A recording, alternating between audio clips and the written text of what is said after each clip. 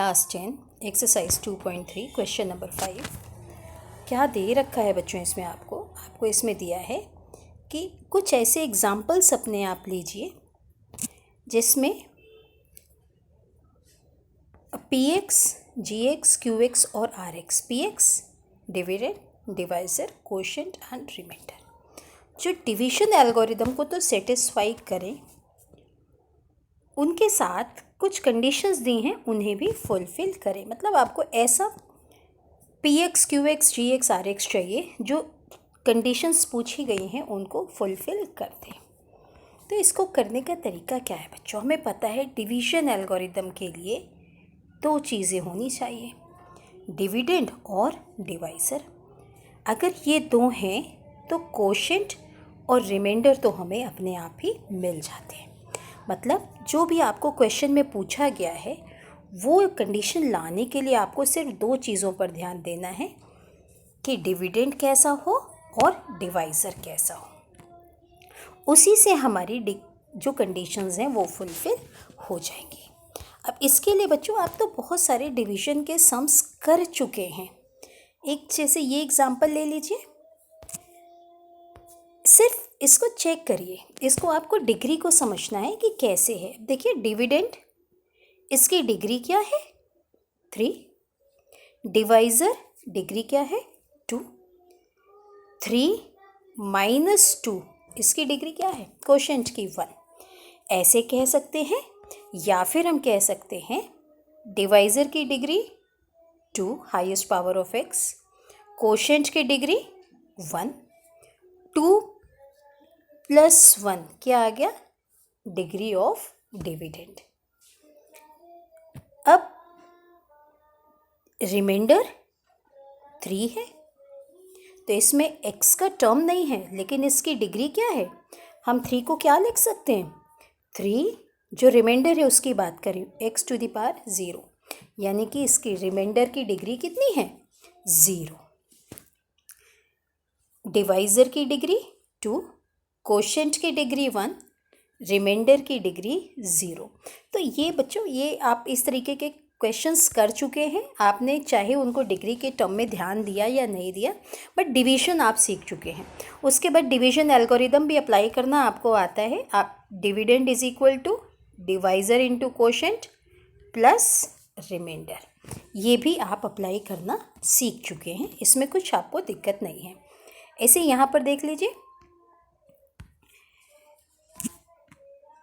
Divisor degree कितनी है 2, quotient degree कितनी है 2 और डिविडेंड डिग्री कितनी है 4, यानी कि डिवाइज़र की डिग्री और कोशेंट की डिग्री प्लस करके 4 दे रहे हैं, ऐसा कह लीजिए।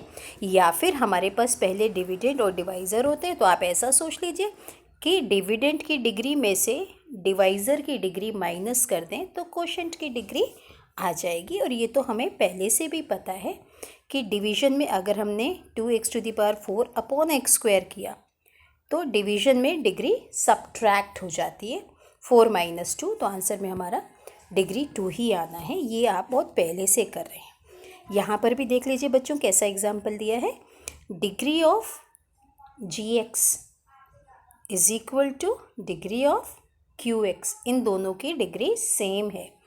और रिमाइंडर की डिग्री क्या है, remainder is equal to 0। Remainder यहाँ पर क्या है, रिमाइंडर 0 है।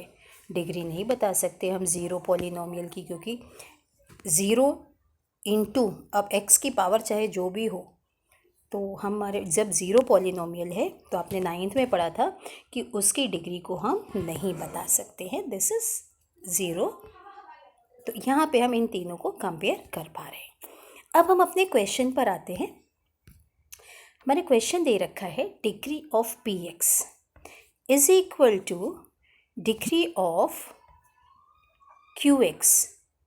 मतलब अब अगर हम इसको ऐसा सिंपल फॉर्म में लिखें तो पी एक्स को डिवाइड कर रहे हैं जी एक्स से, कोशेंट आ रहा है और रिमाइंडर आ रहा है। यही तरीका मैं आपको हमेशा बताती हूँ और इसी से देखेंगे हम पी एक्स की डिग्री और क्यू एक्स की डिग्री सेम हो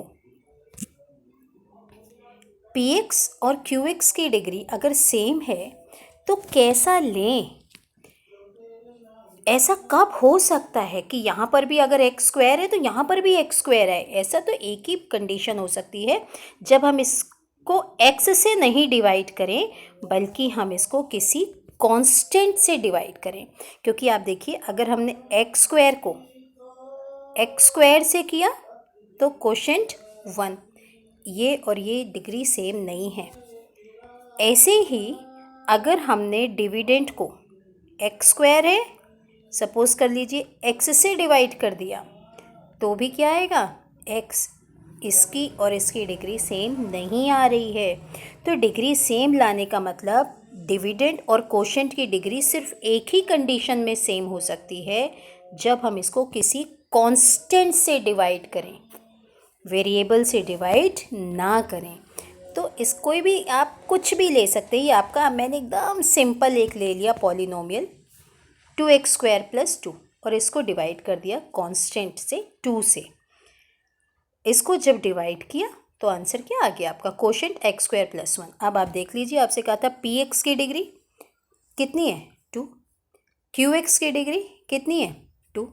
तो दोनों की डिग्री सेम है। ऐसे आप कोई भी एग्जांपल ले सकते हैं, सिर्फ आप उस डिविडेंड को किसी कांस्टेंट से डिवाइड कर दीजिए, किसी वेरिएबल से मत डिवाइड करिए, तो px और qx दोनों की डिग्री सेम आ जाएगी।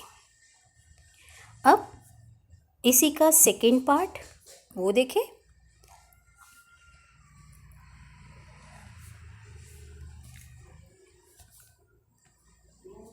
सेकेंड पार्ट क्या कह रहा है बच्चों? Degree of qx is equal to degree of rx। qx और rx सेम हो तो qx और rx कब सेम हो सकते हैं? आप फिर से एकदम सिंपल सा एग्जांपल फिर से मैंने ले लिया। Let dividend is equal to 2x² + 2 और डिवाइज़र लेना पड़ेगा, तभी तो डिवीज़न एल्गोरिदम लग सकता है। तो डिवाइज़र को भी मैंने सेम डिग्री का ले लिया, जो px की डिग्री थी सेम डिग्री मैंने डिवाइज़र की भी ले ली, gx की भी ले ली। अब 2x² + 2 को जब हम 2x² से डिवाइड करेंगे तो क्या आ जाएगा? 1 टाइम जाएगा 2x²। नेक्स्ट नंबर हमने 2 उतारा। अब ध्यान दीजिए, डिवीज़न एल्गोरिदम हमारा कब ख़त्म हो जाता है? जब r 0 हो जाए या फिर इसकी डिग्री डिवाइज़र की डिग्री से छोटी हो जाए। तो यहाँ पर r तो कांस्टेंट आ गया। तो अब देख क्या है यहाँ पर? डिग्री, इसकी डिग्री कितनी है?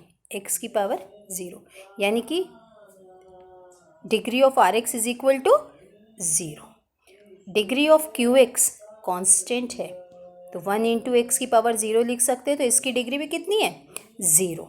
तो इस तरीके से degree of qx is equal to degree of rx। ऐसे ही दूसरा एग्जाम्पल आप कुछ भी ले सकते हैं।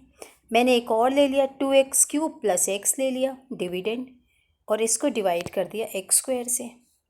तो कितनी बार जाना है बच्चों?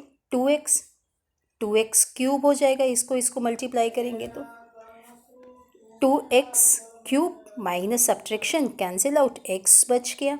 अब ये x² है, इस रिमाइंडर की डिग्री डिवाइज़र से छोटी हो गई, तो इसके बाद हम फर्दर डिवीज़न तो कर नहीं सकते हैं, यहाँ पर हमारा डिवीज़न स्टॉप हो जाएगा। अब चेक करें हमारी कंडीशन क्या बनी। डिग्री ऑफ qx, इसकी डिग्री कितनी है? 1। डिग्री ऑफ rx कितनी है? 1, यानी कि ये दोनों आपस में इक्वल है, और यही हमें कंडीशन लेकर के आनी थी। तो बच्चों, इन क्वेश्चंस में कुछ नहीं करना है, आप इतने डिवीज़न कर चुके हैं, आपको सिंपल अपना प्रीवियस नॉलेज थोड़ा सा अप्लाई करना है। इस तरीके के एग्जाम्पल्स लेने हैं ताकि वो कंडीशंस जो गिवन है वो फुलफ़िल हो जाए। और आप कुछ भी ले सकते हैं, totally depends on your imagination.